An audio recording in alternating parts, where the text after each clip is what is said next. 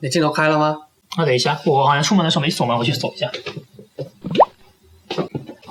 好的，那么今天呢，我们来说一说强迫症好了。等一下，好像门还是没锁，再去看一下。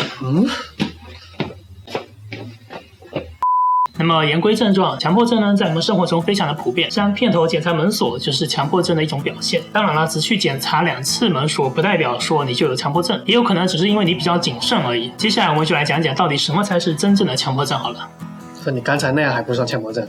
我只是谨慎而已。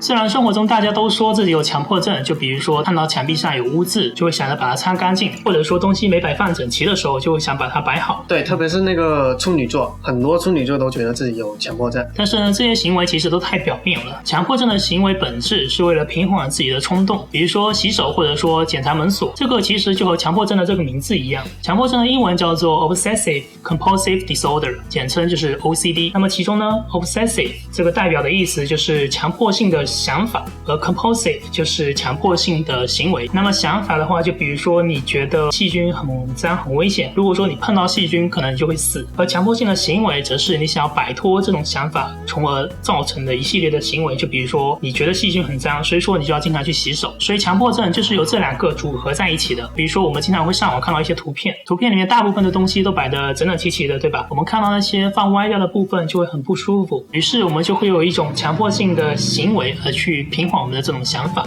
就比如说要把这个东西摆整齐，然后说一句舒服了。像这样吗？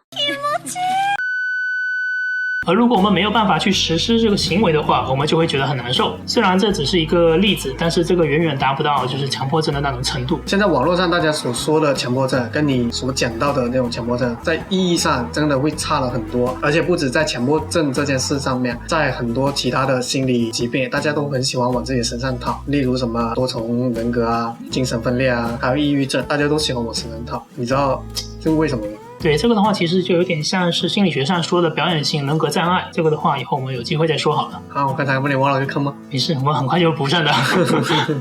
那么我用一个真实的案例来给大家介绍一下这个强迫症。首先呢，这个强迫症患者是一名家庭主妇，她在家里带小孩。她的强迫性的想法是她觉得世界上到处都是细菌，而且这个细菌非常的危险，就如果说她一旦染上了这个细菌，那么她肯定就会得病而死掉。她觉得她家里面的细菌要比外面的细菌稍微少一些，但是还是很危险，所以说她每天要做的事情就是洗手以及消毒。自从她患上这个强迫症以后，她就几乎再也没有出过门了，就连她家门口的信箱都不能直接去拿信。这个其实我是有点切身体会的，因为现在美国这个疫情真的很严重，就新闻上面也有爆料说快递员也有很多已经感染上这个新冠病毒了，所以每次有新的信件或者是快递什么的到了，我都是要拿那个消毒水喷好几遍才能拿回来。在那个超市里面买菜其实也是这样，大家都会戴一些手套什么的。不过呢，这个你刚刚说的是比较正常的，因为毕竟这个新冠病毒真的很危险，而不像是强迫症患者说的那种细菌上的危险。而这个强迫症患者的他的强迫性的行为就是洗手，他一天要洗10几次，每次都要洗个10来分钟。而且他洗手不是说就只是我们平常过一遍水这样这么简单，他是有他自己的规定的，就一整套流程。就比如说他每次洗手就一定要洗上个15分钟，有他自己定好的时间，然后肥皂或者说是洗手液都得用上5次以上。那他手上这个皮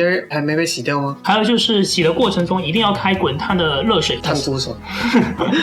高端的食材往往只需要采用最朴素的烹饪方式。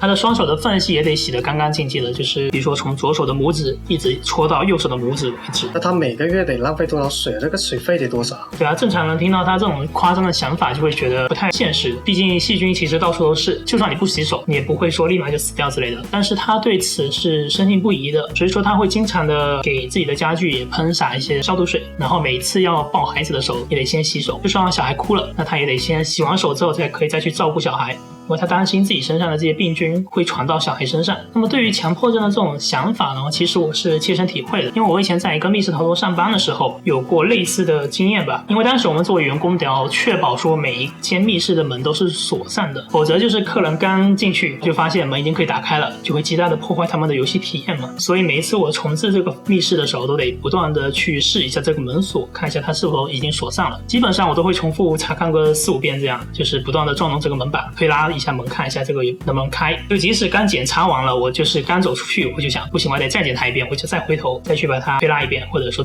动一下门把。那如果有一个锁在里面，一个锁在外面，然后你想检查里面的锁，你就得进去里面。对，我得先打开进去检查一遍，再出来的把那个门锁上，这就麻烦。无限循环。对，不过后来因为没有在那边上班了，所以说这个想法基本上就好了。可能也是因为我本身就比较谨慎嘛，就是出门都一定会确保一下这个门已经锁上了。所以说，当然一旦这个想法就是恢复正常了，就不再需要这些强迫性的行为来平缓自己的这个想法。这里其实要区分一下，就是强迫症和强迫性人格障碍。强迫性人格障碍的话呢，是一些完美主义者，他们带有很强的控制欲，他们是认定了自己的想法和行为都是正确的，所以说他们的强迫性的行为并不是为了减轻自己的焦虑或者说压力，而是为了达成自己的目的。所以说网上很多人说自己有强迫症，其实他们可能就是完美主义者，也就是这个强迫性人格障碍。而强迫症患者的行为呢，是为了减轻自己的压力和焦虑才出现的，他们本身其实并不喜欢这些行为。就像刚刚说的那个例子里面的洗手，他其实自己知道洗手很花时间，而且如果说他洗手顺序一旦搞错了或者说中断了，那他就得重新再来一遍，这其实就很累，他自己也知道这一点，但是为了克服自己的焦虑和压力，他一定得要做这些洗手的动作，这两者之间是有差别的。所以说如果说要治疗一个强迫症的话，首先你得知道他们强迫性的想法，得搞清楚他们害怕什么，然后才能让他们克服这种恐惧，或者说明白那些想法都是不切实际的，从而减少他们强迫性的行为。所以如果大家觉得自己有强迫症，或者说觉得自己朋友有强迫症的话，最好还是让他们去检查一下心理医生，看一下能不能就是克服自己的这种强迫性的想法。对，可以省多一些水。省多一些水。